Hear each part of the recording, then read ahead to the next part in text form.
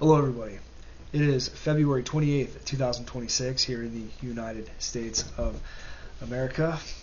And here we go. The first thing that I saw when I woke up this morning at about 6:30 a.m. was that the United States and Israel had begun to carry out airstrikes against targets within Iran. Now, I think many of us expected this to happen. There was a great deal of military presence brought into the Persian Gulf, several aircraft carriers, destroyers, lots of aircraft. It was pretty clear that something was about to happen, that this wasn't just part of the negotiation process. I believe the United States fully expected these negotiations to fail. And indeed they did. Now, whether or not they failed due to unreasonable U.S. demands in regards to Iran's ability to defend itself, or Iran's refusal to stop enriching uranium at a level that caused concern for the U.S. and Israel. It's hard to say. I wasn't a fly on the wall in these rooms, but I don't think many people expected these negotiations to work out very well. Now, many people are also surprised that Trump took this step. This is a very, very risky move indeed for him, both domestically and internationally. If this war is not over quick and it results in American casualties, then this is going to be disastrous for President Trump in the midterms and for his party as a whole. Now, I'm not naive.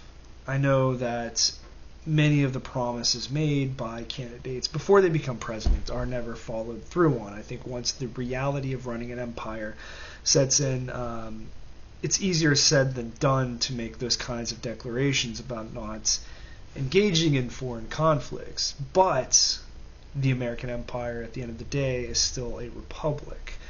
And its leaders are still beholden to public opinion. Public opinion does affect whether or not someone holds office, believe it or not. And one of the things that President Trump had always promised his base was no more foreign interventions. Now, he seems to have gone back on that.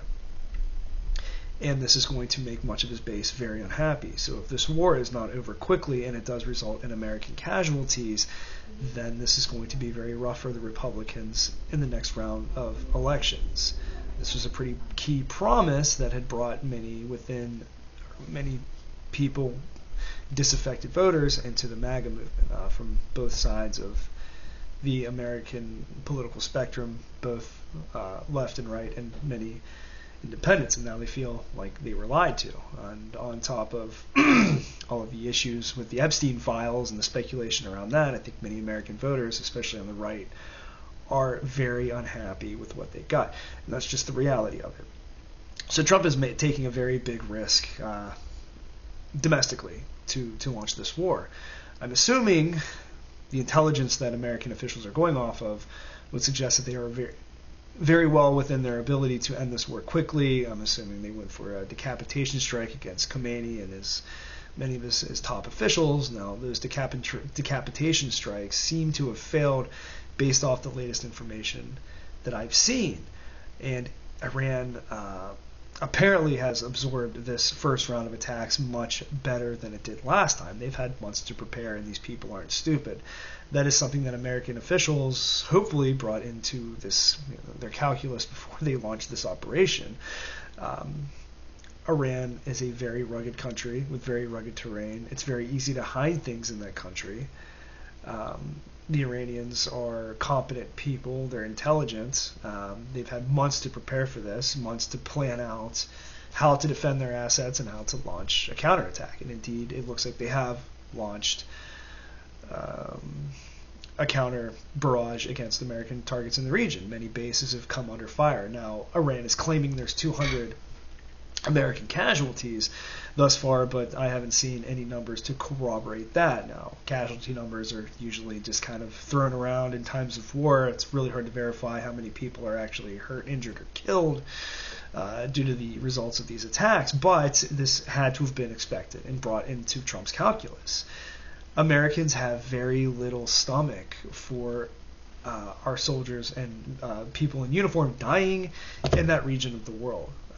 were very jaded and cynical about it, and that getting involved in a Middle Eastern war in any capacity where Americans die is political kryptonite to whoever orders the operation. So this is a very, very risky move for Trump domestically.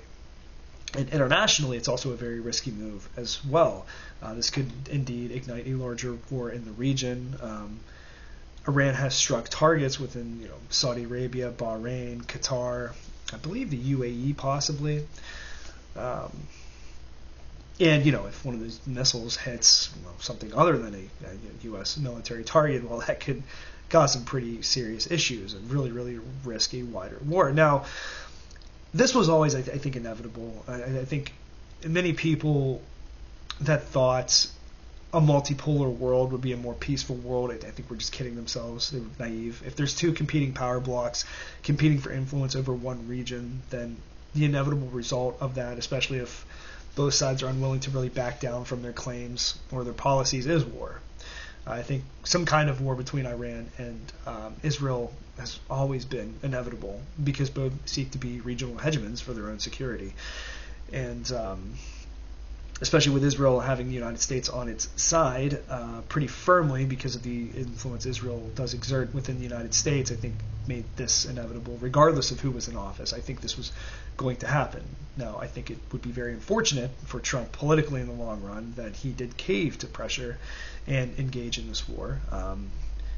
As I mentioned before, I think American casualties and this war not being over quickly and Iran having the apparent capability to strike American assets within the region don't bode well for opinion polls moving forward. And also, too, if oil prices spike and gas prices go up significantly in the United States, that's going to hurt the Republicans pretty tremendously. Americans are fairly strapped for cash right now. Everything is much more expensive than it used to be. Gas prices have gone down a little bit, so that's given us some relief. But if those spike up through the roof yet again, that's going to leave a lot of very unhappy Americans. Because at the end of the day, here's the truth. Regardless of how you feel about this conflict, this does not directly affect the average American citizen. Iran existing doesn't affect the day-to-day lives of the average American citizen, and we know that. None of Iran's policies directly affect United States citizens really in any capacity. They don't. Let's just be honest. They don't. That's why there's not much of a stomach for going to war with Iran. It's just not something I think the average American is interested in. But if gas prices go up through the roof because of a conflict with Iran, a conflict we didn't need to enter, well then, again, that's not going to bode well for the Republicans in the midterms because they had guaranteed, and again, I'm just being honest here, this is a political analysis done from an objective vantage point.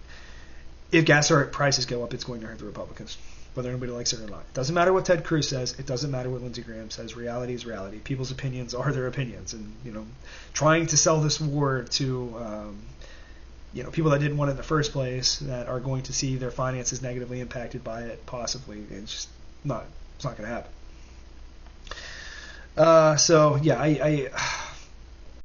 I don't know. This is a very, very risky move on Trump's part. For the Israelis, this is something that they consider a necessity, something they have to do, this is a matter of their own survival, and that's how they view it. To the United States, it's really not, and it risks far more than it rewards, especially for the party that is currently in power. It just doesn't seem like a win-win situation to me. And also, too, if these decapitation strikes do somehow work and the Iranians do rise up against their government, well, then what happens then? Do you have a prolonged civil war with a massive refugee crisis? Where do those refugees go? Do they go to Europe? Is that going to exacerbate the problems that Europe's already having? Do they come here? What happens? And also, too, Iran is much stronger militarily than I think people give them credit for. And as I mentioned earlier in the video, they've had months to prepare for this. And I'm assuming this is not going to be similar to what happened in Venezuela. This isn't going to be over quickly. And also, too, I think this needs to be taken into the calculus. If these airstrikes kill, large amounts of civilians accidentally, what does that do for opinion against the United States and Israel within Iran, does that solidify supports for the Iranian government and only help their cause and make an uprising far less likely? Because civilian casualties are going to happen. From what I understand, a school was already struck accidentally, I'm assuming. But there's quite a few young dead Iranians at this school, apparently, if this really happened. I know propaganda happens in war, but I've seen some videos from it. Now, if this did take place, then I'm sure that's probably going to inflame public opinion against the West just a bit. But there's no guarantee there will be some kind of uprising that overthrows the government.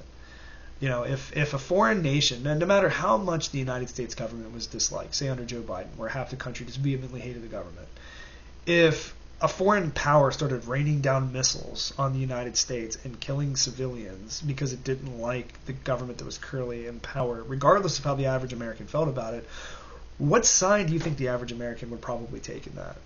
Just because their own soil was attacked. Probably our own government, whether we liked it or not. So, anyways, that's really all I wanted to talk about in this video. I did want to do a live stream last night, but I'm still fairly sick, and I don't know if you can hear it in my voice, but I'm just getting over a cold. It's been a rough winter. May do a live stream tomorrow, no guarantees. Just depends on how I'm feeling. I would like to talk about what's happening a bit more with this war. Actually, today I plan on doing a different kind of video, a different kind of analysis video that kind of brought something that's happening within our pop culture and kind of tie it in with politics a little bit. It's not something I usually do, but this was a very interesting topic. That video is going to be pushed to Tuesday or Wednesday, just because this happened this morning, so I wanted to talk about this instead. But I will be back Tuesday or Wednesday with another video about this particular subject. I'm looking forward to it. I'm going to do some prep. I got some notes for it. I think I have some pretty good points to make. But anyways, if you did enjoy this content, if you did enjoy this video, please drop me a like. It helps me in the algorithm. And subscribe to my channel if you want to see more content like this. And until next time.